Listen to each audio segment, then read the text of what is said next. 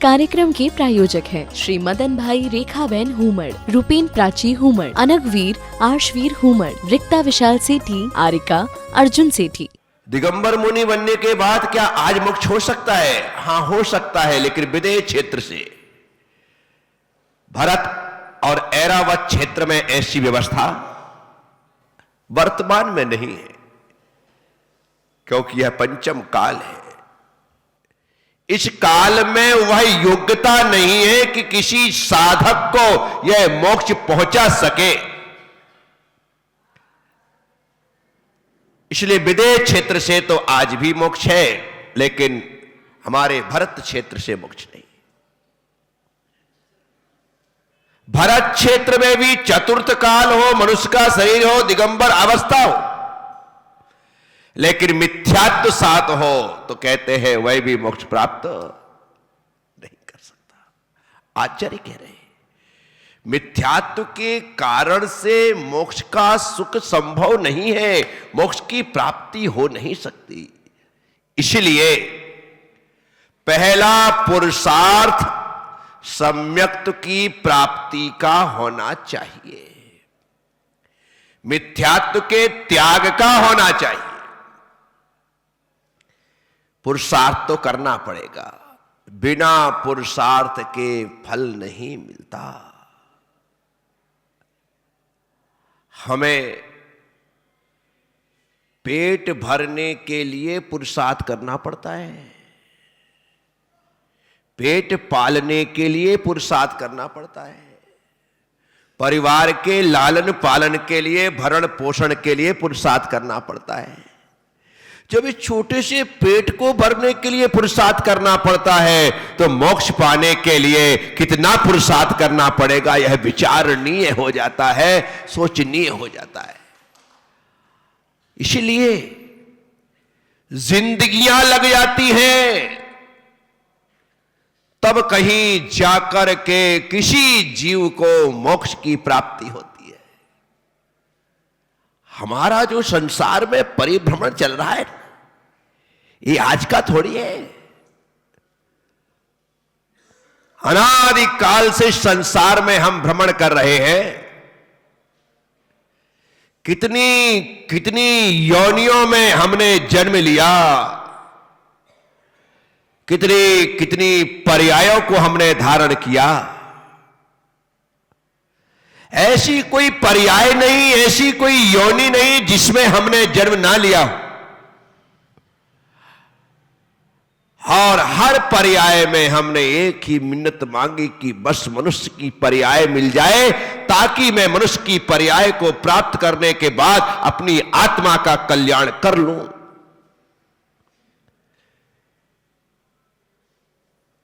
हमारी प्रार्थना सुनी गई और हम मनुष्य बन गए, लेकिन जिस प्रार्थना के बल से हम मनुष्य बने, हम वह प्रार्थना ही भूल गए।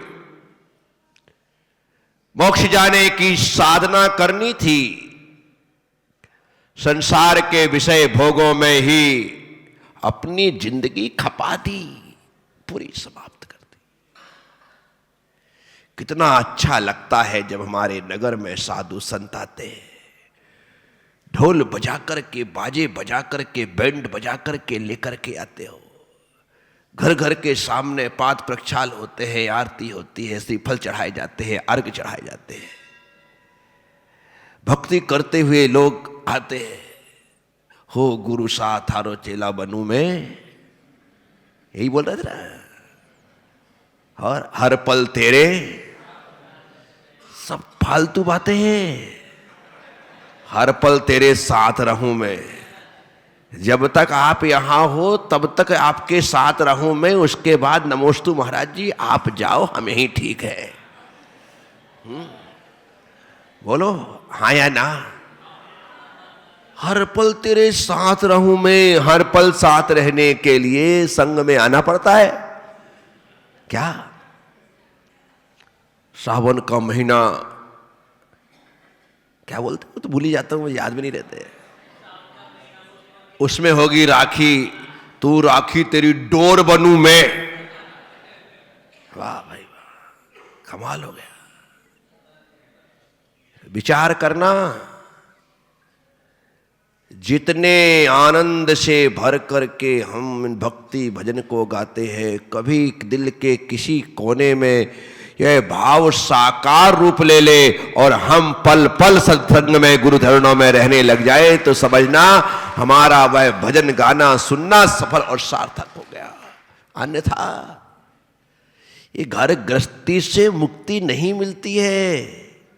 ये थारे मारे के इतने चक्कर है कि हम उसी में घन चक्कर बन करके घूमते रहते, उसी में उलझे रहते, जानते हैं समझते हैं लेकिन फिर भी वहीं पर है।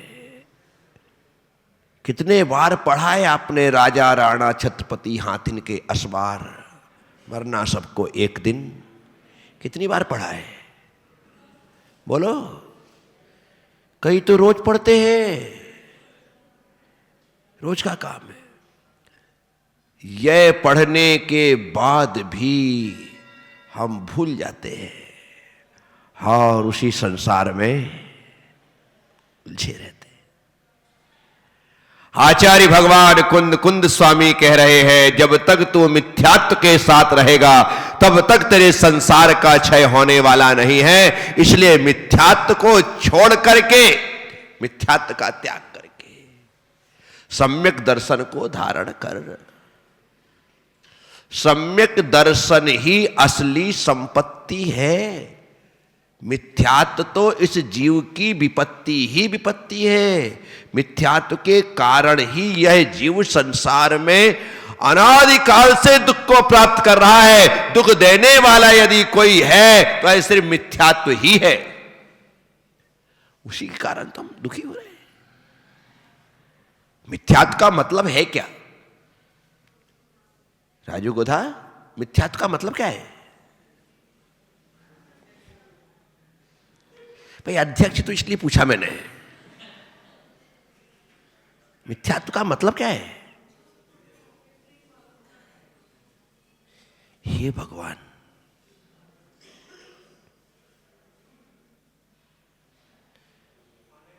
मिथ्या मतलब होता है झूठा, सम्यक मतलब होता है सही सत्य। जो विपरीत है, जो विपरीत है, जो उल्टा है, हम उस मिथ्यात्व के साथ जी रहे। जो देव है उन्हें देव मानने को राजी नहीं है, और जो देव नहीं है उनके चरणों में ढोक लगा रहे हैं। जो गुरु है उन्हें नमोस्तु बोलने को राजी नहीं है, और जो गुरु नहीं है उनके पीछे पड़े हैं।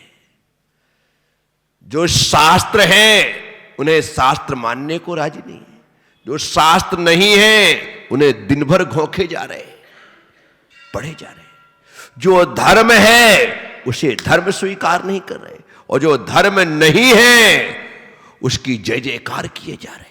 विचार करो, ये जो विपरीत मान्यता है ना, ये जो विपरीत बुद्धि है ना, बस यही मिथ्यात्व है। क्या है? यही मिथ्यात्व। हमने, हमारी आत्मा ने कभी सम्यक रीति से चिंतन ही नहीं किया, विचार ही नहीं किया, जानने की कोशिश ही नहीं की, बस चल रहा है। साथियों, मिथ्यात्व सिर्फ हमने मिथ्यात्व की डेफिनेशन ये बना दी कि जो अन्य देवी देवता है उनको नहीं मानना मिथ्यात्व है, बाकी भगवान जिनेंद्र को मानना सम्यक है। बस ये हमारी डेफिनेशन है। बोलो हाँ या ना? क्या बना दी? इनको नहीं मानना सम्यक और मानना मिथ्यात्व। भगवान जिनेंद्र देव को, देव शास्त्र गुरु को मानना सम्यक और इनको नहीं मानना मिथ्यात्व। यदि इतना सरल होता ना तो आज हम सब सम्यक दृष्टि होते। आचार्य शुभचंद्र स्वामी से ज्ञानार्णव जी में किसी भक्त ने पूछा कि भगवान सम्यक दृष्टि कितने हैं? तो कहते 2-3। क्या कहते हैं? क्या है? 2-3। 8 अरब की पॉपुलेशन है पूरी दुनिया की, और 8 अरब में 2-3 कहा।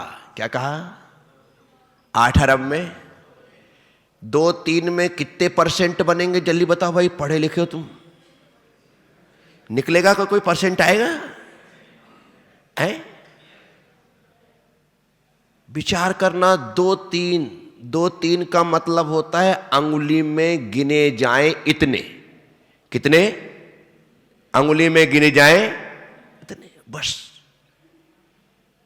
145 करोड़ अपने भारत की पॉपुलेशन है, उसमें ही ले लो, अपन बाहर कहीं छोड़ो। 6.5 करोड़ अपन अरब माइनस कर देते, सिर्फ हम अपने हिंदुस्तान की, अपने भारत की जनसंख्या लेते। 145 करोड़ में आप 2-3 का परसेंटेज निकालो तो उसमें भी पसीना आ जाए। नहीं निकाल सकते। हम सारी जैन समाज का परसेंटेज निकालते हैं तो 0.37% तो जैन है। क्या? पूरे भारत में 0.37%। 1% तो छोड़ो, 0.5% भी हम नहीं है। अब इसमें से आप दिगंबर, श्वेतांबर, तेरापंथी, थानकवासी सब आ गए। अब कैसे आप सम्यक दृष्टि का परसेंटेज निकालोगे?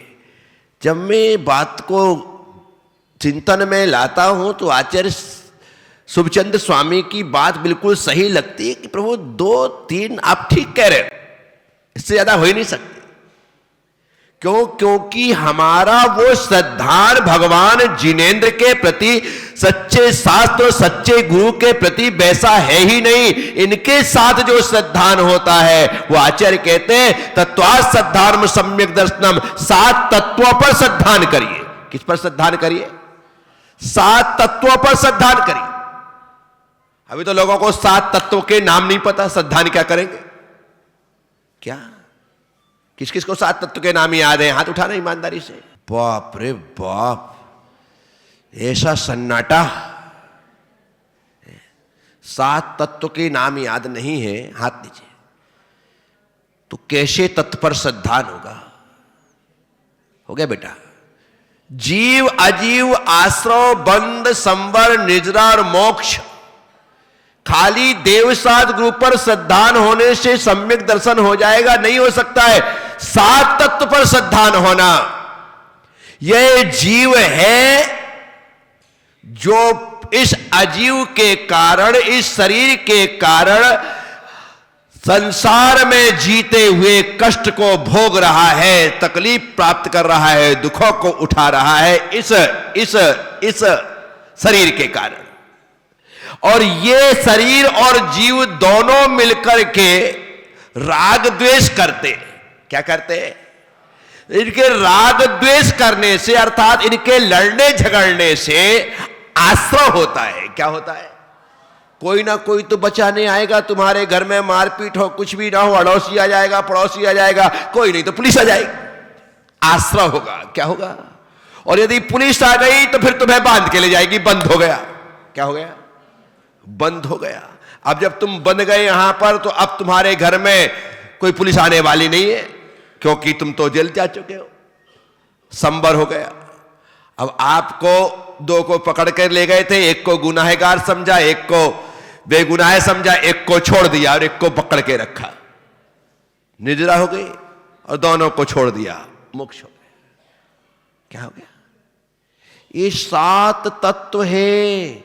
इन 7 तत्वों का हमें लगातार चिंतन करना है। जैसा मैं जीव हूं वैसे ही संसार में अनंतानंत जीव हैं, जैसी संवेदना मेरे भीतर है वैसे ही संवेदना उनके भीतर है, जैसे सुख की चाह मेरे भीतर है वैसे ही सुख की चाह उनके भीतर है, जैसे मैं दुख से डरता हूं वैसे ही वे भी दुख से डरते हैं। ये जब आप सोचोगे कि अपनी आत्मा की तरह संसार की समस्त आत्माओं को जानोगे, तब कहीं जाकर के जीव तत्व पर श्रद्धान होगा। क्या होगा?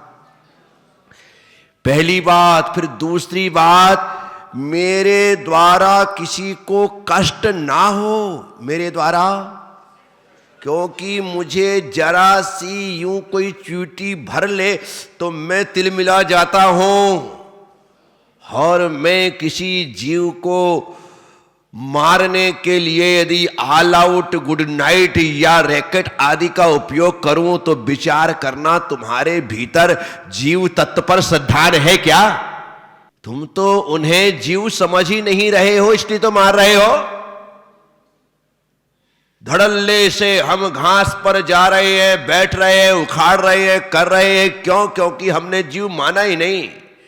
बस पढ़ते हैं कि बिनछने पानी की एक बूंद में 36,450 जीव होते। क्या? सिर्फ पढ़ते हैं। एक बूंद बिनछने पानी में, बोलो, 36,450, बोलो, सब बोलो। इतने जीव विज्ञान कहता है, धर्म तो कहता है असंख्यात है। धर्म क्या कहता है?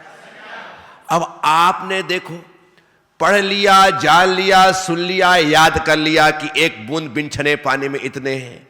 अब तुम रोज कितने बूंद बिनछने पानी का उपयोग करते हो? जल्दी बोलो फटाफट। कितने बूंद बिनछने पानी का उपयोग करते हो? कितनी बूंद? 150 बूंद तो रोज उपयोग करते होगे। 2, 500, 1000, 2000, 5000, 10,000, 50,000, 1,00,000। एक बूंद का मतलब सुई की नोक में जितना पानी आता है वो एक बूंद। तुम्हारी अंगुली से टपका हुआ पानी एक बूंद नहीं है। सुई की नोक में जो एक बूंद पानी यूं गिराया गया वो एक बूंद है। इस कार्यक्रम के प्रायोजक हैं श्री मदन भाई रेखाबेन हुमड़, रूपेन प्राची हुमड़, अनगवीर आर्शवीर हुमड़, रिक्ता विशाल सेठी, आरिका अर्जुन सेठी।